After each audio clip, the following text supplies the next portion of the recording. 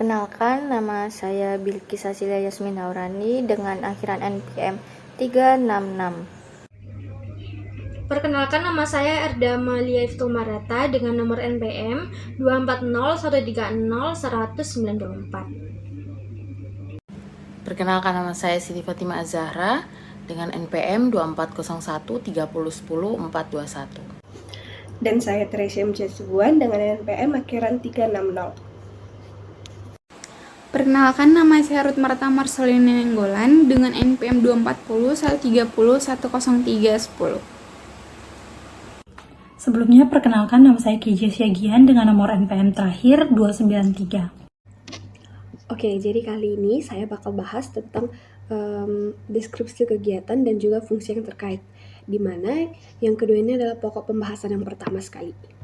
Yang pertama itu adalah deskripsi kegiatan, di mana sistem akuntansi pembelian ini adalah sistem yang digunakan oleh suatu perusahaan untuk mengatur proses pengadaan barang yang diperlukan di gudang. Jadi dalam pelaksanaannya ada dua jenis transaksi pembelian yang bakal dilakuin, di mana yang pertama itu adalah pembelian lokal dan yang kedua adalah pembelian impor. Seperti yang kita tahu, kalau pembelian lokal ini berkaitan dengan yang terjadi di dalam negeri. Jadi proses pembelian ini dilakukan dari pemasoknya itu orang dalam negeri atau lokal. Kemudian untuk yang pembelian impor itu adalah pemasoknya itu dari luar negeri. Jadi barang yang ditransaksikan itu barangnya berasal dari luar negeri. Kemudian tujuan dari sistem ini adalah untuk memastikan seluruh proses pembelian berlangsung teratur, terdokumentasi dengan baik, dan sesuai dengan prosedur perusahaan. Kemudian adalah fungsi yang terkait. Jadi dalam sistem akuntansi pembelian ini ada 4 fungsi yang terkait. Yang pertama fungsi gudang, fungsi pembelian, penerimaan, dan akuntansi. Di mana secara sederhana untuk memahami keempat ini, yang pertama itu fungsi gudang. Ini sudah berkaitan dengan yang namanya gudang ya. Kalau di gudang itu pasti berkaitan sama dengan barang atau stok barang yang ada. Jadi dia fungsi gudang ini bertugas untuk mengajukan kebutuhan barang. Kemudian yang kedua adalah fungsi pembelian. Namanya saja sudah fungsi pembelian. Jadi dia bertugas tentang memilih dan memesan barang ke pemasok. Jadi dia memilih pemasok mana yang memberikan kualifikasi barang yang layak dengan harga yang paling sangat pas untuk perusahaan. Kemudian yang ketiga itu adalah fungsi penerimaan, di mana setelah barang yang dibeli tadi oleh fungsi pembelian, si petugas penerimaan ini menerima barang tersebut kemudian mengecek barang yang sudah diterima dari pemasok tersebut. Dan yang terakhir adalah fungsi akuntansi, di mana dia bertugas mencatatkan transaksi pembelian dan kewajiban atau utang yang bakal kita lakukan atau pembayarannya. Oke, jadi kali ini saya bakal jelasin tentang prosedur transaksi pembelian secara garis besarnya saja, oke? Dimana ada 8 tahap, yang dimana itu melalui 4 fungsi tadi, yaitu fungsi gudang, pembelian, penerimaan, dan fungsi akuntansi. Dan ini dilakukan secara berurut, mulai dari gudang, kemudian pembelian, kemudian penerimaan, kemudian akuntansi.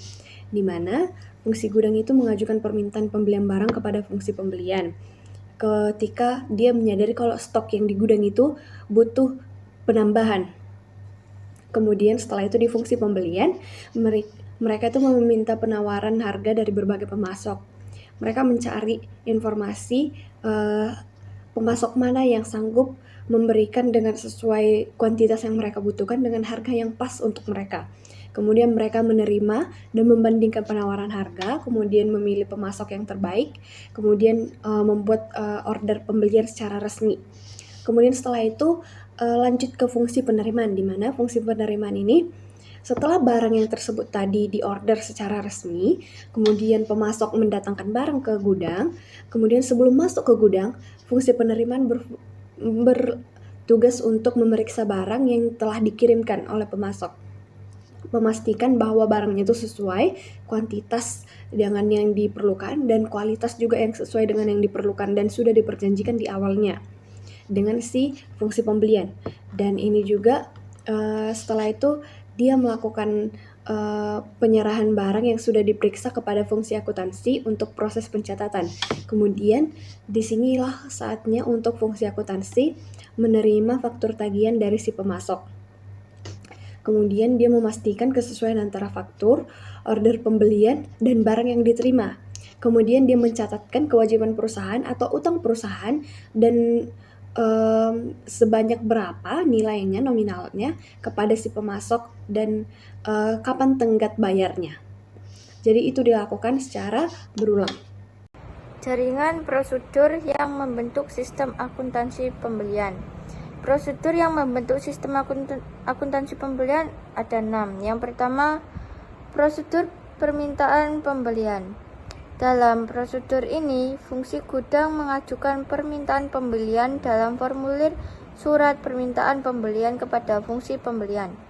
Jika barang tidak disimpan di gudang, misalnya untuk barang-barang yang langsung pakai, fungsi yang memakai barang mengajukan permintaan pembelian langsung ke fungsi pembelian dengan menggunakan surat permintaan pembelian. Yang kedua, prosedur permintaan penawaran harga dan pemilihan pemasok. Perusahaan seringkali menentukan jenjang wewenang dalam pemilihan pemasok sehingga sistem akuntansi pembelian dibagi menjadi sebagai berikut. Yang pertama, sistem akuntansi pembelian dengan pengadaan langsung. Dalam sistem akuntansi pembelian ini, pemasok dipilih langsung oleh fungsi pembelian tanpa melalui penawaran harga. Biasanya pembelian dengan pengadaan langsung ini meliputi jumlah rupiah yang kecil dalam sekali pembelian. Yang kedua, sistem akuntansi pembelian dengan penunjukan langsung. Dalam sistem akuntansi pembelian ini, pemilihan pemasok dilakukan oleh fungsi pembelian dengan terlebih dahulu dilakukan pengiriman permintaan penawaran harga kepada paling sedikit 3 pemasok. Ketiga, sistem akuntansi pembelian dengan lelang. Sistem akuntansi pembelian ini, pemilihan pemasok dilakukan oleh panitia lelang yang dibentuk melalui lelang yang diikuti oleh pemasok yang jumlahnya terbatas. Nah, perbedaan di antara sistem akuntansi pembelian tersebut di atas terletak pada prosedur pemilihan pemasok. Kemudian prosedur order pembelian. Dalam prosedur ini, fungsi pembelian mengirim surat order pembelian kepada pemasok yang dipilih dan memberitahukan kepada unit-unit organisasi lain dalam perusahaan. Misalnya fungsi penerimaan, fungsi yang meminta barang, dan fungsi pencatatan uang. Mengenai order pembelian yang sudah dikeluarkan oleh perusahaan. Yang keempat, prosedur penerimaan barang. Dalam prosedur ini, fungsi penerimaan melakukan pemeriksaan mengenai jenis, kuantitas, dan mutu barang yang diterima dari pemasok. Kemudian membuat laporan penerimaan barang untuk menyatakan penerimaan barang dari pemasok tersebut. Yang kelima, prosedur pencatatan uang.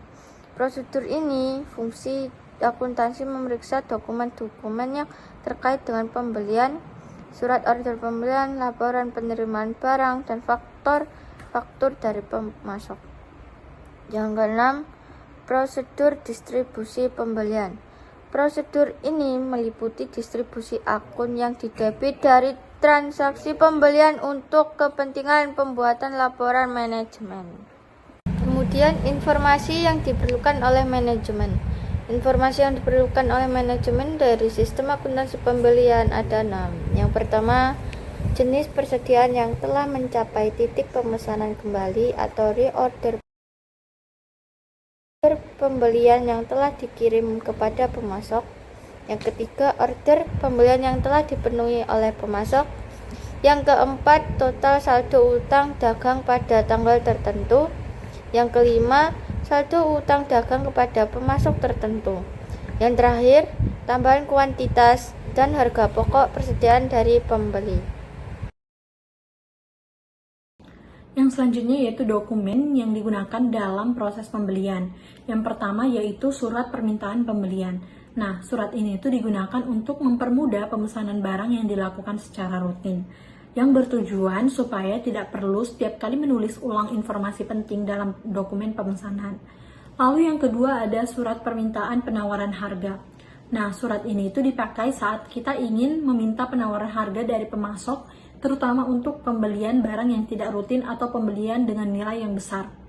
Ini itu membantu perusahaan untuk membandingkan harga dari beberapa pemasok sebelum memutuskan membeli. Lalu yang ketiga ada surat order pembelian. Nah, dokumen itu digunakan untuk memesan barang secara resmi kepada pemasok yang sudah dipilih berdasarkan hasil permintaan penawaran atau keputusan internal. Nah, surat order pembelian ini itu terbagi lagi menjadi beberapa bagian. Beberapa bagian dari surat order pembelian itu yaitu yang pertama, surat order pembelian. Nah, surat order pembelian ini merupakan lembar pertama dari dokumen surat order pembelian yang berisi order resmi dari perusahaan kepada pemasok. Nah, dokumen ini menunjukkan bahwa perusahaan itu sudah memesan barang secara formal. Lalu yang kedua ada tembusan pengakuan oleh pemasok. Nah, setelah menerima SOP, pemasok harus menandatangani sebagai bukti bahwa mereka sudah menerima dan juga menyetujui pesanan tersebut. Nah, tembusan ini itu lalu dikirimkan kembali ke perusahaan untuk menjadi bukti sah penerimaan order. Lalu yang ketiga yaitu tembusan bagi unit peminta barang. Nah, selain dikirim ke pemasok, salinan surat order pembelian ini juga dikirimkan ke bagian atau fungsi yang awalnya meminta pembelian. Ini itu untuk memberitahu bahwa barang yang mereka butuhkan sudah resmi dipesan. Lalu yang selanjutnya, yang keempat ada arsip tanggal penerimaan. Nah, arsip ini itu disimpan oleh fungsi pembelian sesuai dengan tanggal penerimaan barang yang sudah diharapkan. Nah, ini itu untuk mengadakan tindakan penyelidikan jika barangnya itu tidak datang tepat waktu. Lalu yang kelima ada arsip pemasok. Nah, arsip pemasok ini disimpan oleh fungsi pembelian juga sesuai dengan nama pemasoknya untuk mencari informasi mengenai pemasoknya. Lalu yang keenam ada tembusan fungsi penerimaan yang dikirimkan ke fungsi penerimaan sebagai otorisasi untuk menerima barang yang jenis, spesifikasi mutu dan kuantitas dan juga pemasok itu sesuai dengan yang sudah tercantum. Lalu yang ketujuh yaitu tembusan fungsi akuntansi. Ini dikirimkan ke fungsi akuntansi sebagai salah satu dasar untuk mencatat kewajiban yang timbul dari transaksi pembelian. Dan setelah membahas mengenai surat order pembelian tadi, ada beberapa dokumen lain yang juga penting dalam proses pembelian. Yang keempat itu ada laporan penerimaan barang. Nah, dokumen ini digunakan untuk mencatat bahwa barang yang diterima dari pemasok sudah sesuai dengan jenis, spesifikasi, mutu, dan juga kuantitas yang tercantum dalam surat order pembelian. Laporan ini menjadi bukti fisik bahwa barang ini sudah diterima sesuai dengan pesanannya. Lalu yang kelima, surat perubahan order pembelian.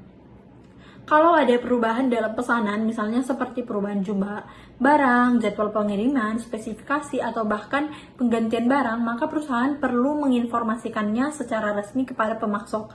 Nah, informasi perubahan ini itu disampaikan lewat dokumen yang disebut sebagai surat perubahan order pembelian.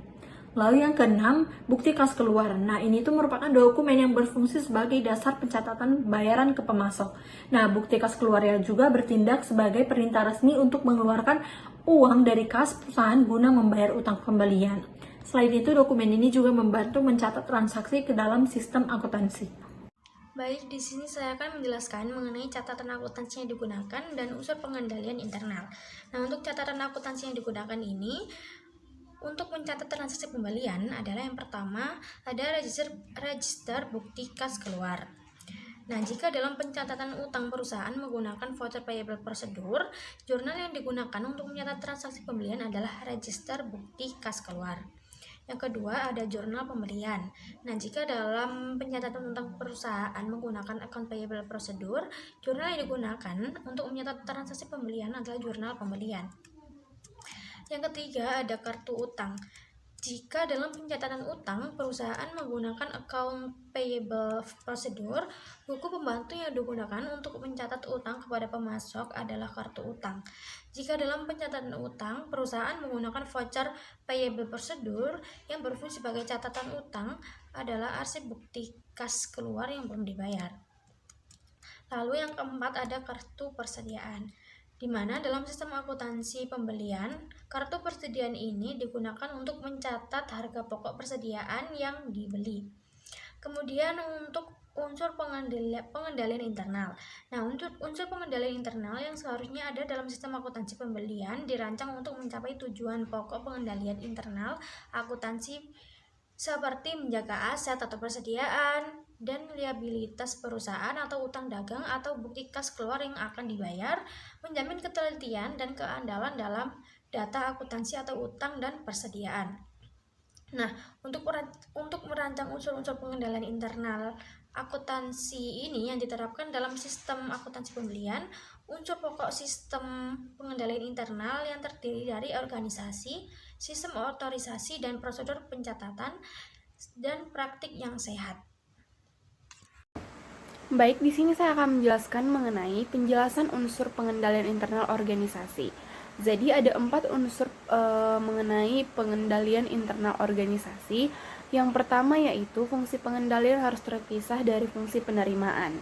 Nah, jadi pemisahan kedua fungsi ini itu dimaksudkan untuk menciptakan pengecekan intern dalam pelaksanaan transaksi pembelian. Nah, dalam transaksi pembelian ini, fungsi pembelian berkewajiban untuk mendapatkan penjualan yang dapat dipercaya sebagai pemasok barang bagi suatu perusahaan. Nah, untuk memastikan agar barang yang dikirimkan pemasok sesuai dengan fungsi pembelian, maka diperlukan peran dari fungsi penerimaan. Jadi, fungsi penerimaan ini itu mempunyai wewenang untuk menolak barang yang dikirim pemasok yang tidak sesuai dengan barang yang tercantum dalam surat order pembelian. Selanjutnya yang kedua adalah fungsi pembelian harus terpisah dari fungsi akuntansi. Nah, salah satu unsur pokok sistem pengendalian internal itu mengharuskan pemisahan fungsi operasi, fungsi penyimpanan, dan juga fungsi akuntansi. Dalam sistem akuntansi pembelian, fungsi akuntansi yang melaksanakan pencatatan utang dan persediaan barang itu harus dipisahkan dari fungsi operasi yang melakukan transaksi pembelian. Nah, fungsi pembelian berada di tangan bagian pembelian yang berada langsung di bawah direktur utama, sedangkan untuk fungsi akuntansi itu berada di tangan bagian utang internal yang baik. Fungsi akuntansi ini itu harus dipisahkan dengan fungsi operasi dan juga fungsi penyimpanan untuk menjaga aset suatu perusahaan dan menjamin ketelitian dan keandalan data akuntansi. Yang ketiga adalah fungsi penerimaan harus terpisah dari fungsi penyimpanan barang. Nah, fungsi penerimaan itu merupakan fungsi operasi yang bertanggung jawab atas penerimaan atau penolakan barang yang diterima dari pemasok. Fungsi penyimpanan merupakan fungsi yang bertanggung jawab atas penyimpanan barang yang telah dinyatakan oleh fungsi penerimaan. Nah, jadi dalam perusahaan besar, kedua fungsi ini tuh harus dipisahkan karena kegiatan penerimaan barang itu memerlukan keahlian mengenai barang dan juga pengetahuan mengenai syarat-syarat pembelian, serta kegiatan penyimpanan barang memerlukan keahlian dalam pengelolaan penyimpanan barang dan pelayanan pengambilan barang bagi pemakai. Yang keempat adalah transaksi harus dilaksanakan oleh lebih dari satu orang atau lebih dari satu fungsi. Dalam merancang sistem untuk melaksanakan kegiatan pokok perusahaan, harus diperhatikan unsur pokok sistem pengendalian internal bahwa setiap transaksi itu harus dilaksanakan dengan melibatkan lebih dari satu karyawan atau lebih dari satu fungsi. Dalam sistem akuntansi pembelian, harus dirancang unsur sistem pengendalian. Transaksi pembelian itu harus dilaksanakan oleh fungsi gudang, fungsi pembelian, dan juga fungsi penerimaan, serta fungsi akuntansi. Tidak ada transaksi pembelian yang dilaksanakan secara lengkap oleh hanya satu fungsi tersebut. Selanjutnya, saya akan membahas mengenai materi sistem otorisasi dan prosedur pencatatan. Nah, yang pertama yaitu surat permintaan pembelian diotorisasi oleh fungsi gudang untuk barang yang disimpan dalam gudang atau oleh kepala fungsi pemakai barang untuk barang yang langsung pakai. Nah, jadi dalam transaksi pembelian ini tuh diawali dengan diterimanya surat permintaan pembelian oleh fungsi pembelian dari fungsi gudang. Kemudian, fungsi gudang mengisi formulir surat permintaan pembelian sebagai dasar bagi fungsi pembelian untuk melakukan pengadaan barang. Nah, selanjutnya, persetujuan untuk mengajukan permintaan tersebut diwujudkan dalam bentuk tanda tangan otorisasi dari fungsi gudang yang merupakan bukti bahwa barang yang diajukan dalam permintaan pembelian itu merupakan barang yang dibutuhkan oleh suatu perusahaan. Nah, yang kedua itu adalah surat order pembelian diotorisasi oleh fungsi pembelian atau pejabat yang lebih tinggi. Jadi, jika surat permintaan pembelian merupakan pernyataan kebutuhan barang dari fungsi gudang, surat order pembelian itu merupakan awal transaksi pengadaan barang.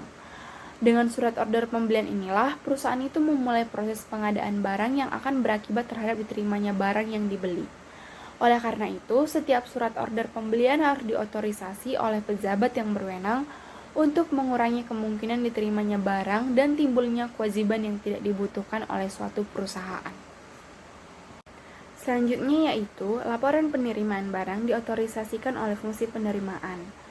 Nah, jadi sebagai bukti telah diterimanya barang dari pemasok, fungsi penerimaan ini itu membutuhkan tanda tangan otorisasi pada laporan penerimaan barang. Dokumen ini itu dikirimkan oleh fungsi penerimaan ke fungsi akuntansi sebagai bukti telah dilaksanakannya pemeriksaan terhadap barang yang diterima dari pemasok. Dan yang terakhir yaitu bukti kas keluar diotorisasi oleh fungsi akuntansi atau pejabat yang lebih tinggi. Nah, dalam transaksi pembelian, fungsi akuntansi ini tuh menerima berbagai dokumen dari berbagai sumber, yaitu yang pertama itu kopi surat order pembelian dari fungsi pembelian yang merupakan bukti bahwa perusahaan telah memesan barang dengan jumlah, jenis spesifikasinya, kuantitasnya, dan juga mutu barang. Yang kedua itu kopi laporan penerimaan barang dari fungsi penerimaan yang merupakan bukti bahwa barang yang dipesan telah diterima. Dan yang ketiga, faktur dari pemasok yang merupakan bukti timbulnya kewajiban perusahaan akibat telah dipesannya barang dan telah diterimanya barang yang dipesan.